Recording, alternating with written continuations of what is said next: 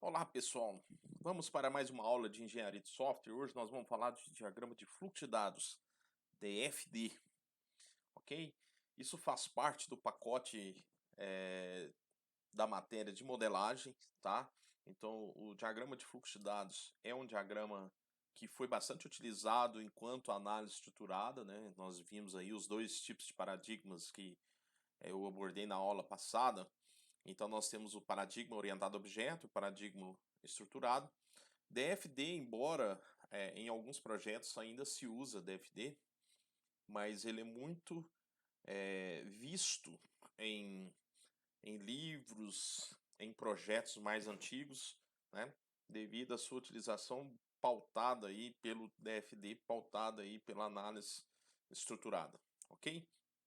Então vamos começar aí, vamos falar um pouquinho desse diagrama aí que foi tão importante aí para o crescimento dos projetos de software, né?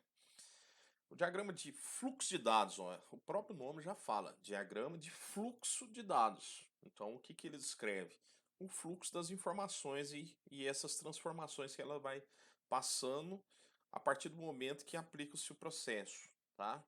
Então, esses DFDs ajudam muito os analistas a entender o que acontece com os dados durante a execução. É um diagrama que pode ser dado como dinâmico, né? Porque você consegue ver o fluxo das informações, ok? Então aí tem aí vamos ver os elementos. O diagrama ele começa com um item que a gente chama de entidade externa, tá? Então é para você representar uma pessoa, um grupo de pessoas, uma empresa, um setor, tá? Ok? Você também pode representar um outro sistema que esteja interagindo com o sistema. Então essa aqui é a representação gráfica aí da entidade externa. É um retângulo, tá? Sem contorno de bordas assim arredondada, é um retângulo convencional, ok? Esse é o primeiro elemento, né? Então aqui estão algumas considerações, os dados que interligam as entidades aos diversos processos representados entre o sistema e o mundo externo. Então tá aqui, ó, entidade, dados, sistema. Beleza? Tranquilo? Então vamos para o próximo. O próximo é o fluxo de dados. Nada mais é do que a setinha com o nome, tá? Então ele mostra o movimento, né, dos dados entre um processo e outro, entre um sistema e outro. Então ele representa os dados em movimento. Normalmente se coloca a setinha e coloca um nome para aquela setinha para que a informação possa estar clara, né, na comunicação entre os dois itens aí que faz ligação com o fluxo, né? Ok?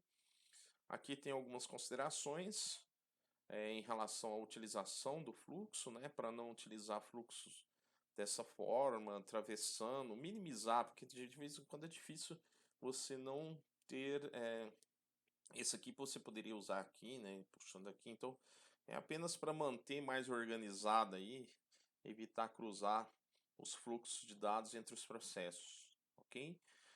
Um outro elemento é o principal deles, que é o processo, né? O processo dentro do DFD é dado por esse desenho, tá? E é um retângulo com as bordas arredondadas e separado em duas partes, né? Uma parte para o código, uma parte para a descrição. A descrição sempre no verbo infinitivo, né? Por exemplo, atender clientes, número um. Então aqui tem um processo já definido, tá? Então esse aqui é o outro elemento do DFD e eles fazem esses vínculos. Sobre as considerações de processo, né? As questões dos exemplos da nomenclatura, ó, calcular valor do imposto, validar a entrada, receber pedida, tá vendo? Não utilizar coisas muito genéricas, né? Fazer serviço de quê, né? Manipular a entrega de quê? Então, evitar esses tipos de informações que não representam o processo numa interpretação mais afinada, tá? Tenta colocar sempre nomes, né, textos que representem realmente o processo. Então, um verbo, tá? De um objeto qualquer, beleza? Tentar usar terminologias compreensíveis, tá? Para que atinja aí principalmente o público da equipe de negócio, porque esse diagrama é um diagrama que é utilizado aí para validar um requisito, para verificar um requisito, por exemplo. Ele pode ser utilizado para isso. Em alguns projetos, algumas empresas gostam de utilizar DFD para validar requisitos junto ao cliente, tá? Beleza? O outro é o depósito de dados. O depósito de dados, pessoal, é utilizado para você informar que existe uma coleção de dados, né, e que está em repouso, ok? A figura é esse item aqui, é um retângulo, tá? Mais achatado, vamos dizer assim, e com um lado aberto, tá? Também tem seu código e tem a descrição aqui do depósito de dados, ok? Normalmente o nome é o plural dos pacotes transportados, ó. Então, ficha do cliente, clientes. É o que. Porque você aqui, ó, nesse processo, preencher ficha do cliente. Então, os dados que vão carregar aqui é a ficha do cliente. E o depósito que tem aqui são os clientes que estão recebendo esse dado. Então, isso aqui é uma representação aí de um processo com o seu fluxo, com o seu depósito de dados, tá ok?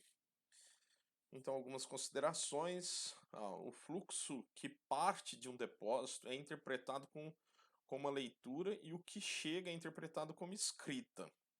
Alteração e eliminação. É porque aqui tem os dois lados, né? Por exemplo, ó, clientes. Estou aqui nesse dado aqui, o fluxo está preenchendo aqui o pedido, então os dados do cliente vai constar no pedido. Então, o depósito de dados está alimentando o processo, tá? Nesse caso aqui, eu estou cadastrando um cliente, então eu vou guardar dados do cliente no depósito. Então, a direção do fluxo, juntamente com a sua descrição, estabelece um vínculo aí da leitura, como que você faz em relação à interpretação, ok?